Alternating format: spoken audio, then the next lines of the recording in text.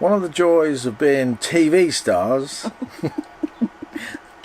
like we're not, is that we just meet people who know us really well. And that's what we've done today, isn't it? Yes, we have. Yes. We got a Facebook message from Lillian and Neil. Hello. And we arranged to meet up and have a little drink. So just during the day, soft drinks, coffees, that sort of stuff. And we had a really great chat, didn't we? Yes, we did.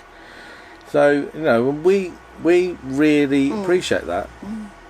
We do. It's because I always often say that when we meet up with them, it's like meeting up with old friends. The same as there was a lovely couple here staying on the site. They've just left today. But that was so nice, we had to get together with them and we really liked it. And we're going to stay in touch with them, and that's what I like. And then there was a couple that were staying a bit away, and they came on their bicycles. Yes, yeah, they did, yes. And I can't remember their names for the life of me. They was a lovely couple, honestly. They were really nice. So nice people. So sorry that we can't remember your names. Yes. They travel. They don't always. They wild camp more often than not. So it's internet. So they catch up with our little YouTube show every now and again. And I do like to hear about all the other people, why they bought this rig or what they do and what they found, nice places they've been to. And especially talking to Lillian and Neil, they've only just started and they say that we inspired them to do it. So that's nice, actually. Lillian's almost the first words that she said was, "It's your fault that we're here." Yeah, it is. So, but that's quite a nice thing, isn't it? That we inspire people like you to do this, what we're doing. So they've stopped all their 9 to 5. They've given up work and all their standing orders and direct debits. It's all finished with. Nothing, no house to worry about. 99 problems, but a mortgage ain't one of them. No, that's right. Yeah. As they say. And I've never met anyone who's ever regretted it. No. I mean, we've even after all the trials and tribulations that we've had over our 4 years of sort of trolling about, wandering around the UK and Europe, we don't regret it at all, not one bit. And I for one, I think Wendy's the same, would find it difficult to live in a house again. It would. I don't know what it is, but I love this space. It's I love the big gardens all the time and being able to sit outside. Yes. We've got the biggest garden ever, and it changes. Yes, it's called the world. Yes, darling, it is. So and that is one. That's just one element of it that we're able to just go out and we follow the sun quite a bit. So we try to have more outdoor life than we ever did before. Certainly I do. Wendy's a very outdoorsy sort of girl, aren't you? Yeah, I do always like to sit outside, and when you move around you see different trees and plants and birds and where we are at the moment we're seeing a lot of cats. Yes. That's what we see, a lot of cats. Not too many birds, but a lot of cats here. There are. There's little tiny birds. They're literally about like 2 inches long. They're tiny. And they're quite. They're sort of grey and brown and blue, and they're quite pretty, quite nice. I like to see the wildlife. I like the cats. I don't feed them myself, but people here are very, very kind to the cats, which is nice to see. And unfortunate in a way, because if the lady next door puts cat food out in a bowl and we're not keeping an eye on the little pipsqueak, she'll nip under the van underneath, and have a little bit of a munch on the cat food. Yes, she will. She was caught one day by the lady next door She didn't mind. She didn't mind. So that's the sort of thing, Yes. you know, and you get to see so many different perspectives on life, I You think. do. And there was an Italian lady opposite us, and she got 2 little mini dachshunds. And she said she named one English name and one France, because they travel a lot. So one was called Ginger and one was called Chanel. So that made Ginger me and Chanel. yes. Yeah. That famous duo. Yes. Yeah, so we, you know, seeing life from all different perspectives, Yes. other people's view of, you know, all the different stuff that goes on. Yes. And what I can say is, you know, us being Brits in Europe, you know, especially at these times, at the Brexit time, people can view you a little bit oddly, if you like, but nobody has. No. You know, we've had a few comments in the video comments down below here that have not been the nicest. You may not have seen those because I don't respond. I delete them and move on. So yeah, that's all the badness that happens. You know, when we meet people out and about. Yeah, they're all Everybody's so nice. You know, people are just ordinary, aren't they? Yeah. You know, and that's what we find. And even if you can't speak their language, if you give it a go, signs, you do signs, and we seem to get along, don't we? Yeah. people really do appreciate it if you give it a go. You know, when I was in the deals shop buying my t-shirts, the checkout woman in there, she didn't speak English, and I speak, you know, un poco, a little Espanol, and she was so helpful.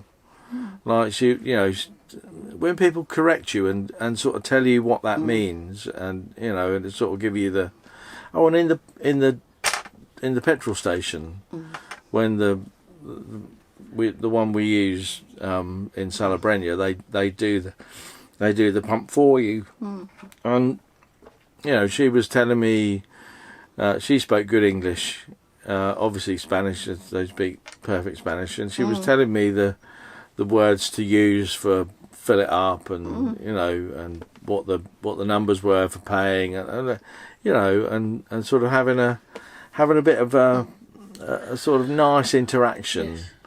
And really sort of helping. Yeah. So you know, we're picking up more Spanish now. We've been here a little while, and we're really trying hard to learn Spanish. I can understand more Spanish. So when people are speaking Spanish, I'm starting to pick out words and understand. And recognise more words, like what the shops are, the receipt I get when I've been shopping, I can read. When we're hearing really it, when we're reading it, we can work out more, we can understand. Less so speaking, because I think you need another level of confidence to speak a language, because the pronunciation can be, you know, maybe not where you'd want it to be, and that, you know, asking for another round in the bar. What was that? I've forgotten now. Uno más. En masse, wasn't it? Uno más. Uno más. So Uno más. Yeah, that's right. Basically, uno is one. Yeah. Más is more. So it's like uno más, one more. Yeah. And they understand. One more, like that you went, didn't you? Uno más. Yeah, uno más. And that works for another round. Whereas, you know, when I tried to sort of do that in France, the barman again was extraordinarily kind, and he said, "No, and then he said, you need to ask for exactly what you want. We're not going to do the another one thing, so you ask for that, and then you ask for that. Yeah. And he made me say it. Yeah. And then he said, oui. Yeah, oui. Bon. Yeah, bon. And then he gestured for me to take a seat, and he'd bring them over. So you know, if you're making that effort for language, it really is a better thing. And I'm using an app called Memrise, Memrise, Memrise. And I use Duolingo. Duolingo, yeah. And I wish I could do more. I really do improve if I use the app. If I used it every day, learn a couple of words every day. Just wished when I was at school I'd realised the importance of learning a language. I was learning French, but I wasn't in the least bit interested. No. And I do remember some of it because that's when you're young. I think you retain more. You can remember things, but never mind. When I was learning language, same age, I think we're 14, 15, about 14. I was at a boys' school. Wendy was at a girls' school, in the same town. That's just the way it worked. My whole class got thrown out of the German. We were learning German. I don't know why. No. We were. But by the time we'd learned to count to 10, the German mistress had not learned to count to 10 after we'd wound her up awfully. Yeah, so unkind. But she was quite young, and we were 14. And we were awful boys. Was she German herself? No, she was English. Oh, she's English. Oh. She was a young, attractive English girl. She couldn't have been more than about 20-something, very early 20s. It's been a nightmare. We were a nightmare. It's a hard job being a teacher. My God, yes. Can you imagine 30, 14-year-old boys in a German class, pumped up with testosterone, with a young, attractive woman trying to teach you a foreign language? So, poor girl, I feel sorry for you. If that was you and you're watching, I'm sorry. Teaching's a very hard job, and I think they deserve all their holidays. Yeah, I do. It's a hard job. Not that I've ever been a teacher, but from what I've seen, bless them. I've taught adults. That's easy. They're all willing. Anyway. Yes. But there you are. So the importance of learning languages when you're young. Yeah. Probably all too late for you, because you're no longer young, are you? Them, I mean. Yeah. Anyway, so that's it really. We've bought some chicken today for dinner. Yep. Wendy's going to roast a bit of chicken. That was on a special offer. It's a good offer in on Lidl's. Yeah, that was very nice. What we bought it, yes. Slow roast it. I think it was $1.59 a kilo, wasn't it? Yeah, it was not bad. Something like that. Yeah, quite good. Yeah. So there we are. Yep. That's us. It's happy us. Day today. Now, yes. if you do enjoy watching us, please do subscribe and give us a thumbs up. Just click that button down below. And once you have subscribed, don't forget to click the bell icon. It's important. Yeah. Anyway, that's all from us today. Yes. We're going to see you again tomorrow. Yeah. Thanks so much for watching. Bye-bye for now. Bye, everyone. Thank you.